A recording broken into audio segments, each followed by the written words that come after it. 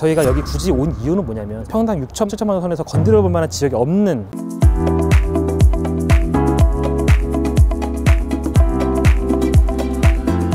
안녕하세요, 빌딩셀러리입니다. 오늘은 약수역 앞에 나와 있는데 바람이 많이 부네요. 오늘 좀 추운 날 잘못 나왔습니다.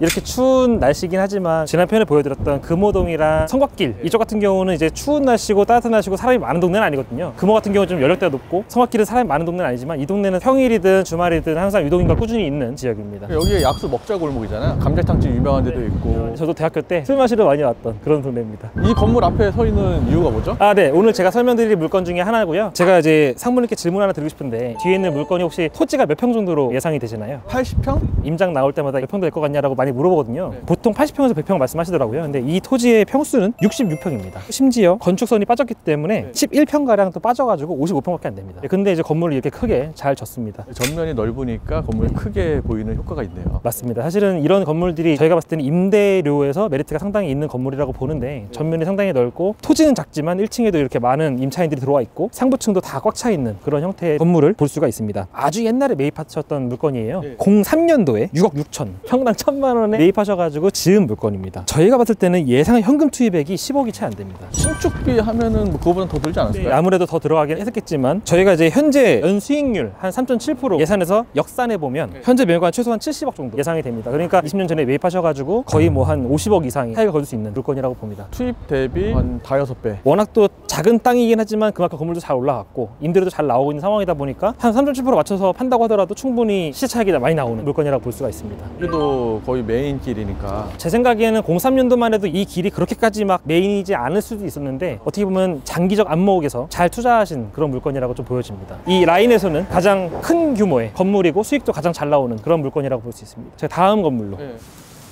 네, 바로 뒤쪽으로 왔는데 이 건물은 뭔가요? 네, 방금 그 큰 건물 바로 뒤에 있는 파란색 건물입니다. 보통 저희가 이쪽 라인을 설명드릴 때 한 번씩 꼭 설명드리는 물건 중에 하나인데 요즘에는 또 많은 분들이 또 잘 아시지만 주택을 반드시 잠금 전에 용도 변경해야 한다 이 내용을 잘 모르시는 분들이 많았을 때 있잖아요. 그때는 꼭 제가 이거를 설명드렸던 이 물건 같은 경우도 5층이 주택이었어요. 주택이었던 물건을 잠금 전에 근생으로 용도 변경을 해서 매입한 그런 케이스였고요. 지금은 통임대로 공유 오피스 업체가 들어가 있습니다. 거래 일자는 2021년도에 3월에 거래가 됐고요. 33억 평당 6,300만 원 거래가 됐습니다. 지금 최근에 나오는 호가로 봤을 때는 괜찮게 매입을 하신 걸로 판단이 됩니다. 최근에도 이제 약수역 근처에 당월에 잠금 물건들은 한 30억대, 40억대 파시고 있는데 한 30~40억대 이 정도 컨디션이라면 충분히 이 동네에 투자할 만 하지 않을까. 지금 만약에 내놓는다면 좀 더 비싼 금액이 되지 않을까요? 제 생각에는 지금 이 금액이 6,300만 원이 이제 매입한 금액이잖아요. 만약에 8천 이상 내놓는다고 하시면 지금 매수인이 검토하기엔 좀 비싸지 않을까. 다만 한 6천만 원대 나오는 물건이 있다면 이렇게 컨디션 괜찮은 물건이 있다면은 충분히 검토해 볼 만한 여지가 있지 않을까. 사실 이쪽이 역에서 멀지 않거든요. 그리고 바로 앞에가 먹자골목이다 보니까 유동인구가 꾸준히 있는 지역입니다. 그래서 향후에 이제 인근에 빌라들 조금씩 개선되고 신축도 많이 되고 하다 보면 분위기도 좀 많이 달라지지 않을까. 개인적으로는 제가 약수역을 계속 입지를 말씀드리잖아요. 근데 이 주변에 좀 워낙 접근성이 좋으니까 신당, 청구, 그 다음 약수 이렇게 세 개 동네는 굉장히 주의 깊게 봐야 되는 동네라고 생각을 하는데 그 이유가 바로 이 평당가에 있습니다. 2021년 이후에도 이렇게 평당 6천만 원 수준의 거래가 되는 지역이 이 메인 지역 중에서는 별로 없거든요. 최근에 뭐 왕십리 같은 경우도 평당 1억 다 넘어가고 있고 종각이나 명동은 당연히 더 위의 금액으로 팔리고 있고 강남은 뭐 말할 것도 없고 성수, 한남 다 비싸게 팔리고 있기 때문에 6천만 원 정도 선에서 이렇게 강남에 근접한 지역은 사실은 드물다고 봅니다. 이 정도 위치보다 조금 위치가 안 좋다고 하더라도 평당 5천, 6천 나오면 적극적으로 검토를 해봐야 된다라고 하는 얘기인 거죠? 맞습니다. 어쨌든 저희가 다른 데 매도 물건들을 브리핑 드리긴 하지만 웬만한 역세권 물건의 조금 안쪽이라고 하더라도 대부분 다 1억은 부르는 지금 요즘 시장이거든요. 한 6천만 원대 나올 수 있는 동네라고 한다면은 이쪽 동네가 좀 많이 나오지 않을까. 최근에 신당, 청구도 많이 주목받는 이유가 안쪽에 뭐 평당 6천만 원대에도 물건이 나오고 있으니까 주목을 받고 있는데 약수역도 또 그런 분위기다 보니까 한 이 정도 6천만 원대 선에서 괜찮은 컨디션의 물건이 나온다고 한다면 충분히 검토해 볼 만하지 않을까. 뭐 이런 거 6천이면 사야죠. 덩어리도 작아요. 33억이라서 제가 봤을 때는 이 정도 컨디션에 33억대고 약수역 역세권이라고 하면은 저라도 그 당시로 가면은 매입하려고 검토하지 않을까. 그 다음 물건이 바로 뒤에 또 있습니다. 저기 회색으로 되어 있는 건물인데요. 바로 코너에 있는 건물. 저 건물은 리모델링을 한 건물이에요. 과거 사진을 제가 좀 띄워드릴 텐데 이렇게 대리석으로 겉에를 마감했던 그런 그런 건물이었거든요. 지금은 새로 되어 있는데 저게 이제 겉에만 둘러싸고 내부나 이런 데는 까지 그냥 대리석. 네, 똑같이 남아있는 그런 건물입니다. 리모델링은 큰 돈 들이지 않고 건물은 세련되게 만든 케이스여서 제가 한번 준비를 해봤고요. 이 건물 같은 경우도 지금 이게 3면 코너거든요. 네. 뒤쪽 도로, 옆쪽 도로, 앞쪽 도로까지 3면 코너에 있는데 도로가 여러 개 겹치다 보니까 빠진 면적이 한 5.78평, 한 6평 정도가 빠졌습니다. 그러다 보니까 건축 면적은 조금 빠진 형태를 보이고 있습니다. 매매가는 이제 34억에 이제 매각이 됐고 5,800만 원에 매각이 됐던 그런 물건입니다. 이거는 한 몇 년도에? 22년 2월입니다. 제가 봤을 때는 한 21년, 22년까지 이렇게 6천만 원 정도 선에서 거래된 물건들은 참 괜찮았다, 좀 잘 팔렸다라고 보고 있습니다. 뭐 그런 건 또 없나요?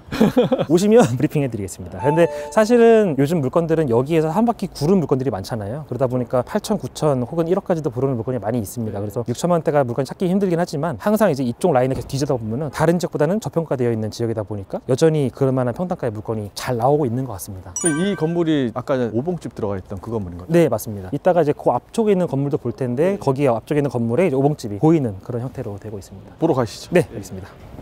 지금 앞으로 와 있는데 아까 얘기하셨던 네, 맞습니다. 아까 보여드렸던 건물이 저 뒤에 있는 파란색 건물이고 그 다음 건물이 요 앞에 있는 오봉집 들어가 있는 건물이고요. 그리고 지금 보여드릴 건물은 이 옆에 있는 요 리모델링한 건물입니다. 최근에 리모델링을 많이 여쭤보시잖아요. 네. 근데 리모델링이라는 게 정도에 따라 좀 차이가 있긴 하겠지만 같은 형태를 유지하면서도 되게 다른 건물처럼 보이는 건물도 많이 있잖아요. 주택 건물을 매입하셔가지고 리모델링 하시면 거의 근생 건물이나 주택 느낌만 나는 그런 카페 같은 걸로 많이 개조를 하기 시작이 되는데 이 물건이 딱 전형적인 그런 케이스입니다. 지하 1층과 또 2층 이런 부분이 다 노출이 그대로 되어 있고요. 안쪽 면적은 다 바꿨습니다. 바깥쪽은 이런 식으로 그 형태만 유지하고 있는 MZ들이 이렇게 따뜻한 분위기를 내는 카페들을 좀 좋아하잖아요. 그런 분위기를 내기에는 딱 이렇게 주택 형태를 유지하는 게 최근에 강남 같은 경우도 이런 식으로 1층, 2층 정도를 유지하면서 카페를 유지하는 경우가 좀 많이 있는데 이런 케이스도 딱 비슷한 케이스라고 보고요. 2022년 2월 달에 32억, 평당 5,800만 원에 거래된 사례입니다. 그 당시에 다 6천만 원 정도에 거래가 됐는데 다 지금으로 따져보면 되게 잘 거래됐다. 뭐 이쪽 메인길까지는 아니지만 되게 근접하잖아요. 지금도 충분히 어떻게 보면 평당 7, 8천 이상 혹은 그 이상으로도 내놓을 수 있는 그런 물건이라고 보여집니다. 인테리어도 다 잘 맞춰질 것 같은데요? 맞습니다. 사실은 이 건물 같은 경우는 이제 카페로 월 800만 원 정도 통일대로 잘 되어 있기 때문에 매각하시기에도 큰 문제 없는 그런 물건이라고 보여집니다. 다만 지금 소개되는 건물은 30억대에 매각된 건물들이거든요. 근데